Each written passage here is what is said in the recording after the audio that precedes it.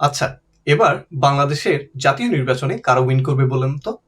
আমরা যদি পত্রপত্রিকা, news media survey দেখি তাহলে তারা বিএনপিকে অনেক এগিয়ে রেখেছেন। কিন্তু বাস্তব চিত্র কি সেটা সত্য? যদি আমরা ডাকসু, চাকসু, জাকসু নির্বাচন চিন্তা করি, তাদের তো কোনো অস্তিত্বই নেই। বাংলাদেশ জামায়াতে ইসলামী ঈর্ষণীয় সফলতা দেখিয়েছে। এখানে বাংলাদেশ ইসলামী ছাত্র শিবির সকল আসনে, সকল পদে, সবগুলা বিশ্ববিদ্যালয়ে নিরঙ্কুশ বিজয় অর্জন করেছে। এটা কি ইঙ্গিত দেয়? যে বাংলাদেশ ইসলামী ছাত্র শিবিরের এই বিজয়টা কেন আজকে তরুণ শিক্ষার্থীরা তাদেরকে পছন্দ করলো? ঢাকা বিশ্ববিদ্যালয়ের ক্যাম্পাসকে দেখলে বুঝবেন।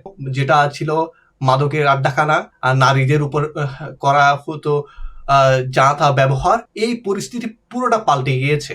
এই ডাকসুর নির্বাচনের পরে তাদের প্রতিশ্রুতির চেয়েও অনেক বেশি কাজ করে দেখাচ্ছে ডাকসু। সো ঢাকা বিশ্ববিদ্যালয়ের পরিবেশটা দেখলেই বাংলাদেশ জামায়াতে ইসলামী কিভাবে দেশ পরিচালনা করবে একটা আশঙ্কা করা যায়, একটা ইঙ্গিত পাওয়া যায়।